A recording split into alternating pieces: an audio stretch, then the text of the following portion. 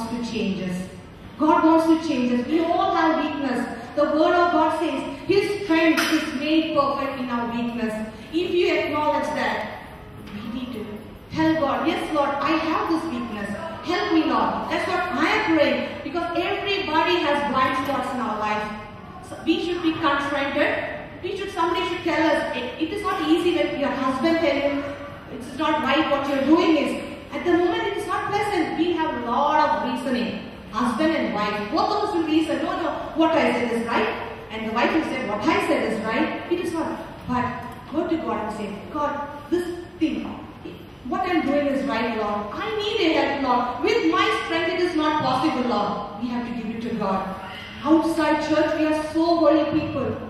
But what's happening behind the doors, we have to check. Is that if your anger is ruling you, is the frustration you're showing your family, whatever's happening in your job situation, you're bringing it home and showing towards your children or showing towards your wife or husband, whatever is happening, we have to give it to God and say, God, I need your help. I need to change these areas. Another thing is God was telling, self-pity. Oh God, I'm working, I'm doing this. Nobody.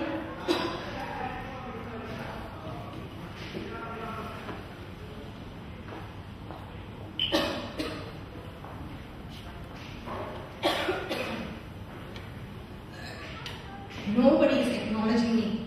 Nobody is caring for me. That's self-pity. God is telling, I care for you. I care for you. If you get disappointed, go to God and get appointed. That's what Joyce Meyer used to say. If you get disappointed, go to God and get appointed.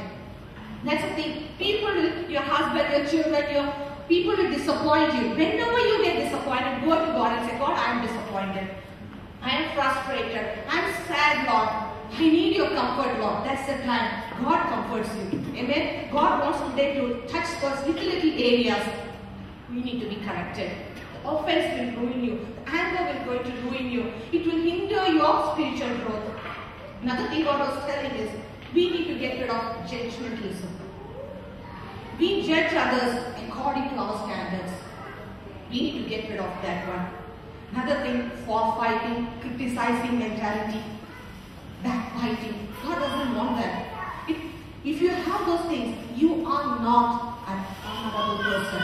God wants you to come out of that weakness. For example, if you hear a person speaking, you will say, oh Shiva, oh Rina, your message was so wonderful, so nice, it touched my life, it changed my life. On our way back, we criticize that person, see the mannerism, see this way she preached, this way. That is not the right thing, This is the things God wants to correct in our life.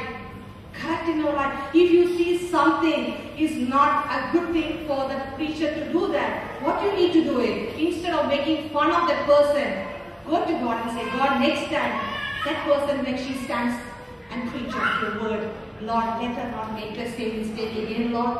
That is another thing we can do it instead of making fun of it, because we judge others according to our standards. God wants us to have His standards. The way we judge others, the word of God says, the same way we'll be judged. Our actions, our deeds, everything, one day we are answerable. Am I right? Or only I am doing all those things? We all go through the situation. When we acknowledge, I acknowledge this. I am not supposed to do that. So I ask God forgiveness. We are not supposed to do things. We have to live an honorable life. Here Jabez understood the love of God. He understood. He is a loving, forgiving, compassionate God. He understood that. Jabez was an ordinary person. He didn't have any extraordinary things in his life. He was no background, no fortune, nothing. He started with nothingness. But he ended up his life as a great man of God, a great person. His life was fulfilled. That's what the word of God says here. We cannot earn God's love, but we can do some things. We need to walk in holiness. We need to walk in integrity. We need to walk in purity. That's the way we can walk in our life. We need to walk in that way. We cannot earn God's love. Jabez demonstrated we cannot receive God's blessing and protection automatically. We need to obey the voice of God. We need to walk according to the word of God. What the word of God says, accordingly we need to walk. 2 Chronicles 20:20 says, have faith in the Lord your God and you will be upheld. If you don't have it, it's okay. Have faith in the Lord. If you have faith in the Lord, you will be upheld. Jabez's prayer is a model prayer for all believers. It is a short prayer, but it was a sincere prayer. It was an honest prayer. That's the reason we receive the blessing. When we become believers, somebody told us to pray this prayer. So every day, I used to pray, oh Lord, bless me, Lord. Enlarge my territory, Lord. Let your hand be with me, Lord. Keep me from harm so that I'll be free from pain. We need to confess it. But we need to understand why we need to pray this prayer. I know that when Jabez prayed this prayer, he understood the secret of Ephesians 3:14 to 20. He understood the secret of it. It says like this. I only read the verse 19.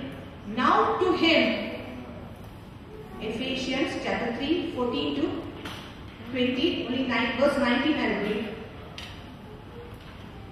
Now to him who is able to do exceedingly abundantly above all that we can ask or think, according to the power that works in us. You will not get the prayers. The power is the presence of God in your life. We should be being rooted and grounded in His love. That's the previous verses talks about. We should be rooted and grounded in His love, and we should have the fullness of Christ in us. So we need to confess this Ephesians chapter 3 verse 14 to 20 every day. Lord, I want to have the fullness of God in my life. I want to be rooted and grounded in your love. And we need to pray that. Then God's power will start manifesting in your life.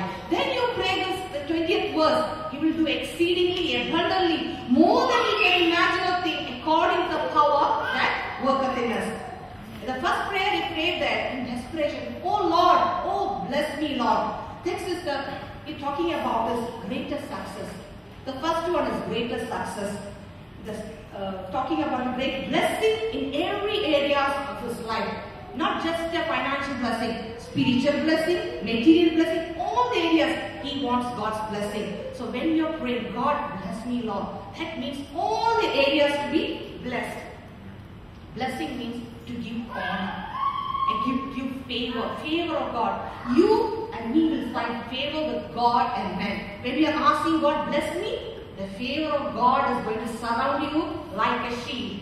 How many of you believe that? I believe that. Amen?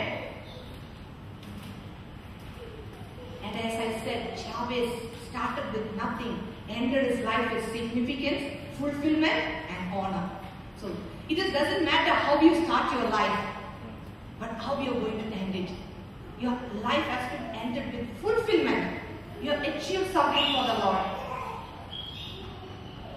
If you are aware of your weakness, if you are aware of your limitations today, give to God and God will change your situation and God is going to use you.